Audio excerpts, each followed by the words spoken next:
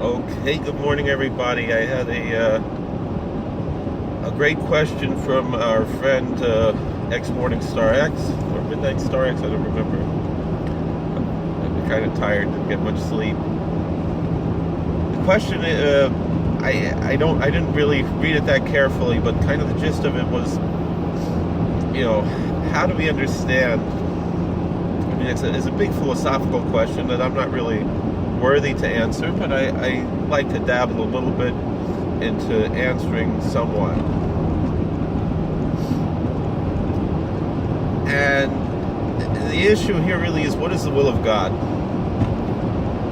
Meaning, well, is it the will of, what I kind of got out of it, I kind of halfway read it. I'm sorry I didn't put more thought into it or put more time, but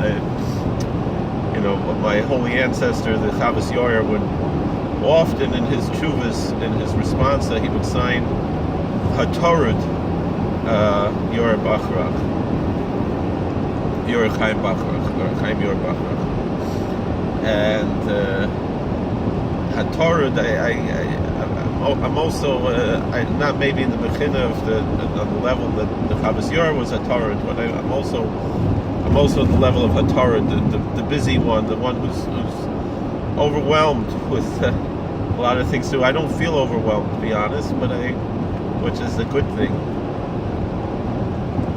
But this is a very important question that, again, I'm not worthy to answer, but I'm going to try my best. I mean, and it's a very good question.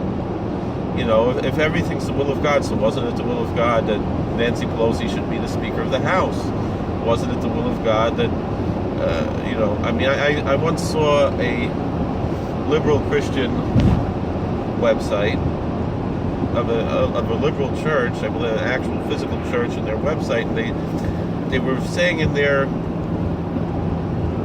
theology that they said that, well, they could not believe that God would place a soul into the fetus of a baby that was predestined by God to be aborted. And so therefore, how could there be any issue with abortion? Because God would not have placed a soul into that fetus.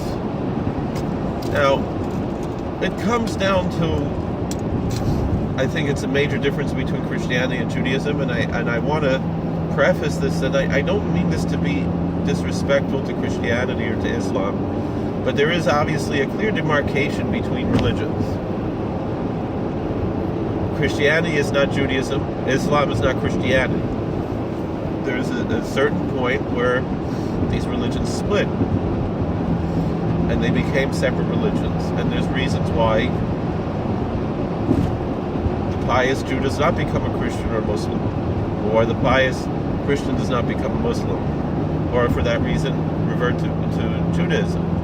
There are differences between our faiths, and so I have no shame, as much as I engage lovingly in interfaith work, and multi-faith work, and seek the goodwill and so forth of people who I truly believe to be my brothers, not just cousins.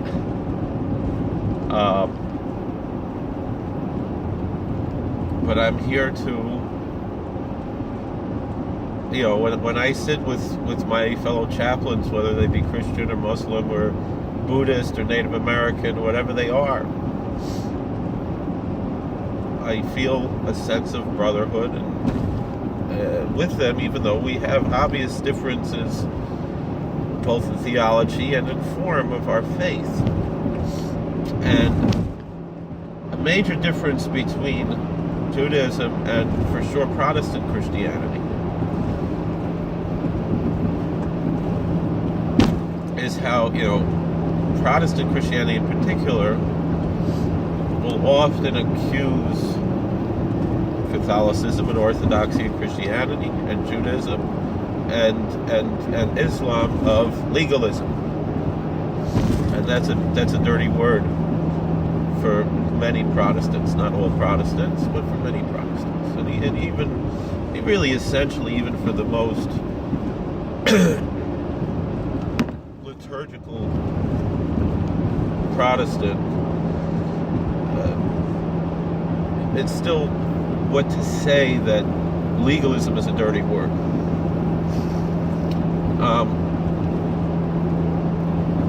Technically, when we speak of legalism,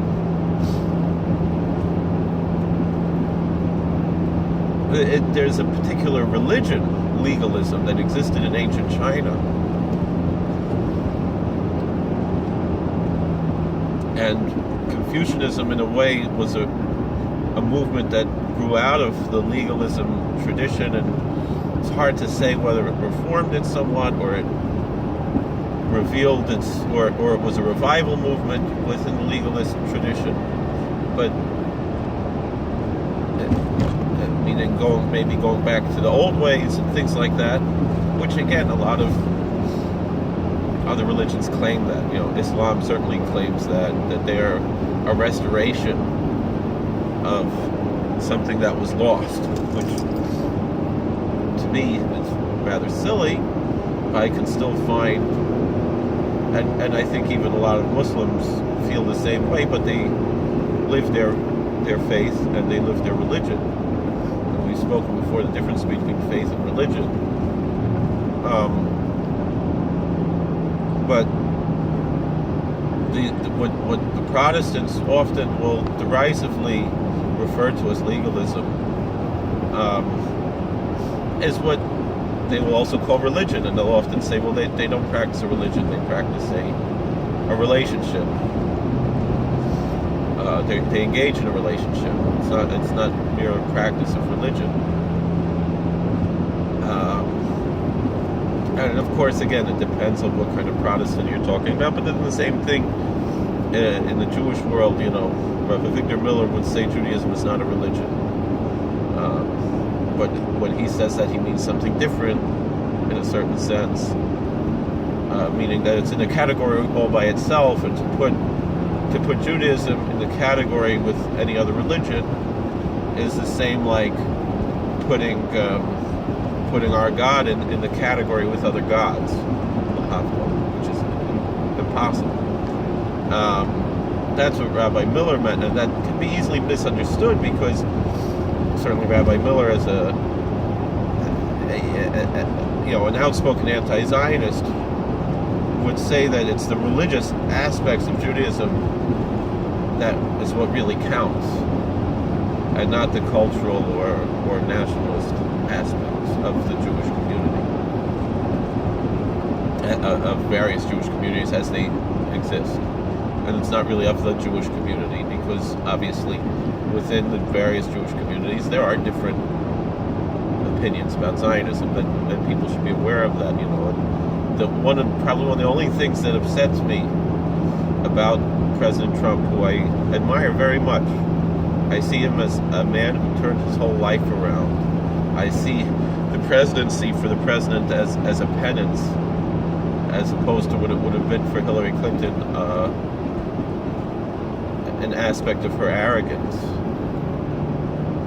And really for almost anybody, because the accomplishments, except maybe Howard Schultz, but the accomplishments that President Trump has engaged in,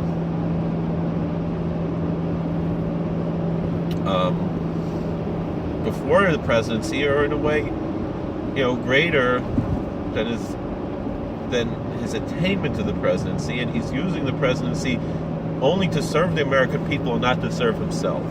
He's really, after so many years of being self-serving, he's finally turned into a person whose entire being right now is altruism and restoration of this country away from power-grabbing politicians. And it's really a great thing. But one thing that upsets me that President Trump says is, when he'll speak to Jewish groups and he'll refer to Israel as your country, and I as American, America's my country, not Israel. Judaism is my faith and my religion, both. I have a certain religious devotion to the Holy Land that's currently occupied by the modern state of Israel, but that has nothing to do with my faith. And the modern state of Israel, in many ways, is problematic. We'll say that. We'll leave it at that. And that really gets to the question of what this video was all about. The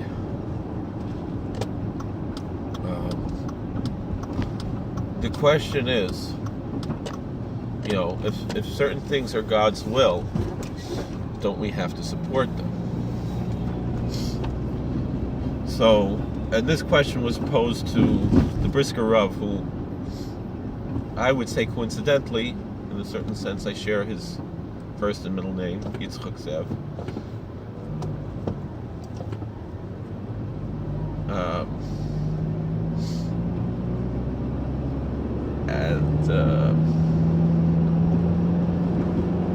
Because I wasn't named after him, but but it's interesting because I actually, before I learned that the Brisker Rav had said this, I'd been saying something along these lines for many, many years, and what I saw what the Brisker Rav said about it was even more touching to me personally. Most, not all, but most religious Zionists see the modern state of Israel as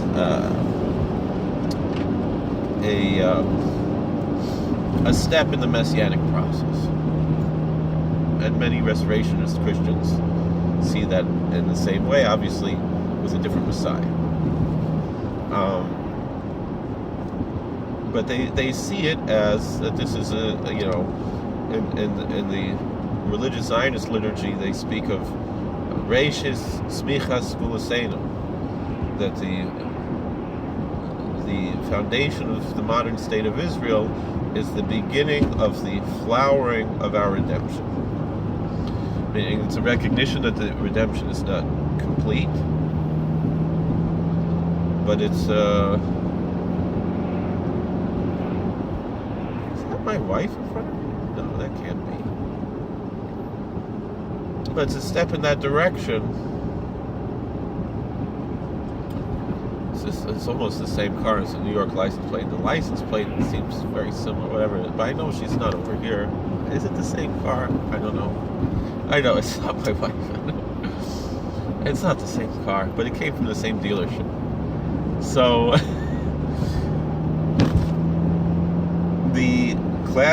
what a lot of Jews are unaware of is that the Talmud says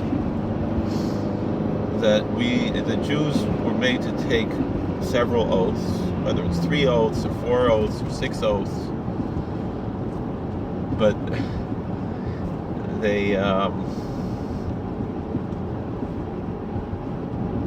the essential issue of these oaths, which come from the Bible, in the book of Song of Solomon, it says, "Shpati eschem benos Yerushalayim, v'zvois vayos asadim tirim teres avot techbots." I'm making you swear, I'm making you take an oath, ye daughters of Jerusalem. If you should arouse or awaken to love, and at one point it says, I'm making you swear by the deer and the antelope of the field, that if you should arouse or awaken to love before it is desired. Which we are taught that the Song of Solomon is a metaphor for relationship between God and the Jewish people. And so God is saying to the daughters of Jerusalem, to the Jewish people, to his beloved, wait. Although some say daughters of Jerusalem means the nations, and there are different homiletical interpretations. But when it says, I'm making you swear by the deer and the antelope of the field, so the Talmud says that means that, and it's the same type of thing in a relationship between a husband and wife, Sometimes, you have to wait till the husband and wife are on the same page before they start to engage in marital acts, and there's a mutual respect that needs to be there. And the Talmud outright prohibits marital rape, and it says that anybody who forces his wife to engage in relations will have children who are misbehaved and arrogant and insolent and worse. Can't think of all the words, but the Gemara in the end of Eruvin talks about that. And in our relationship with God, to go and conquer the Holy Land before the Messiah comes, it's similar to like marital rape. It's not having respect for the other partner in this relationship and only caring about what you want instead of what the other partner wants. And God put us in exile, and we're supposed to wait till God says it's time to go home. And the Bible says that, I will send you Elijah the prophet before the great and awesome day of the Lord. And the end of the Bible, in a certain sense, the end of the book of Malachi, the end of our prophets. I mean, it's not exactly how we print the Bibles. It's not going to be in the back, but it's the last of the prophets. That before that Elijah the prophet is promised to come before the Messiah comes, and so until then, we got to wait. And the level of disrespect and I mean, if you want to compare it, instead of the husband-wife relationship, the parent-to-child relationship. Can you imagine if a parent says to a kid, "All right, you're punished, go to your room," and then don't come out till I tell you. So then 10 minutes later, the kid comes out and says, "I learned my lesson." I said, "Go back to your room, and you're going to stay there longer now because you're being insolent, you're being disrespectful, and you're being insubordinate." And obviously, with our relationship with God, we have to be subordinate to God. Now we have this teaching. I mean, if you want that, we're supposed to wait for the Messiah to come. Now, if you want to take, which I don't agree with, but a Cookian ideology, Rabbi Kook's ideology, is that the secular Israelis were paving the way for the Messiah. I mean, it was before they were Israelis; they were still Palestinian Jews. But paving the way, what the religious people wouldn't do, and maybe even couldn't do, or maybe even shouldn't do, but the secular people were doing it. And there are different theologies about that, which I don't personally subscribe to, but all of that is a moot point. So they bring this type of question to the Brisker Rav. When they ask him, isn't there a medrash? Isn't there a midrash? Isn't there a rabbinical homily from the rabbis of the Talmud that teaches that the Commonwealth of Israel will be restored by sinners, by heretics, or something like that? Brisker Rav, who was, obviously well versed in all these things, he said he doesn't believe that such a medrash exists,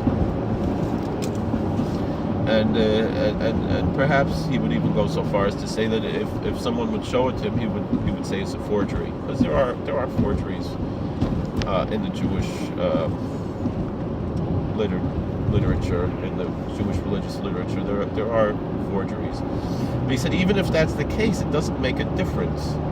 It's not our job to support such a thing, and actually, as the matter of free will, of what God gave us to make choices between good and evil, this is a temptation to us for the precise purpose of being tested and overcoming the temptation, overcoming the test, and and following God's will instead of what we want. We can compare it to in Deuteronomy 13. There's discussion of a false prophet whose prophecies come true and then says, let's go worship foreign gods, let's worship idols. And the Bible says there, God sent this to you just to test you, to see if you're going to be faithful to God or not, or just going to be dazzled by miracles. And so too, are you going to just be dazzled by the quote-unquote miracles of the 6-Day War? Or I don't even understand how anyone could say 1948 was a miracle.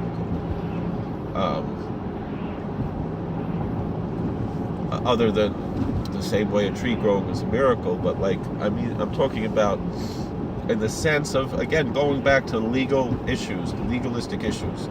We have the Sanhedrin in ancient times had the legal authority to enact laws that were binding on all Jews. So, for example, to commemorate the miracle of Purim, the holiday of Purim was instituted with the special commandments of Purim. And to commemorate the miracle of Hanukkah, the rabbis, the Sanhedrin, established a holiday of Hanukkah, and they had the right to do so. They had the biblical mandate to do so, but it went through a halachic process. Nobody today has that power to enact a new holiday, the 5th of Iyar. That's universally binding on all Jews. There can be local customs, like a local Purim type of thing, that's only perhaps binding on that local community, and perhaps even their future descendants. But there is no, essentially, to have a Sudas Haidah and that type of thing. And if someone feels that that's a reason to render thanksgiving, there could be a halachic discussion of that. And I remember, Rabbi Zev Leff, his opinion was that to have a Suda on the 5th of Iyar was a Sudas Haidah, not a Sudas Mitzvah, and there's a nafkamina. There's a difference in legal and Jewish canon law, essentially, between these different types of feasts. And so the Brisker Rav said, he points out a famous quote from Maimonides near the end of his law book, and it was expunged, it was censored out of a lot of the versions of Maimonides, where he essentially says that Christianity and Islam, despite all of the problems that they brought to the Jewish world, and despite the fact that obviously that Jesus was not the Messiah that the Jews were waiting for, because he didn't fulfill anything that the Messiah was supposed to do, and so much of the opposite has taken place through history by the church. But the benefit to the world of both Christianity and Islam was the spread of monotheism. To say that the world should not be pagan, that the world should be, that Christianity and Islam paved the road for when the true Messiah comes, that the world will be like, oh, we already have a lot of these ideas, and it will be a much easier transition to when it comes to the spread of the knowledge of the Lord as the waters cover the earth, because Christians will already have what they call the Old Testament, and they'll be like, oh, I get this, okay, all right, that's and so they'll and so to Muslims, a lot of the traditions of the Quran and the Hadith are based in Jewish traditions, and so in a sense, and that's why even Rav Yaakov Emden spoke about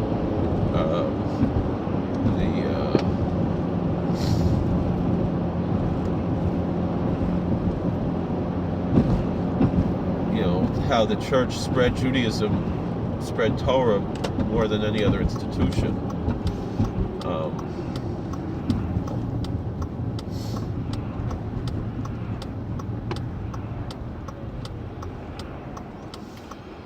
So the the ideals there, as far as that's concerned, the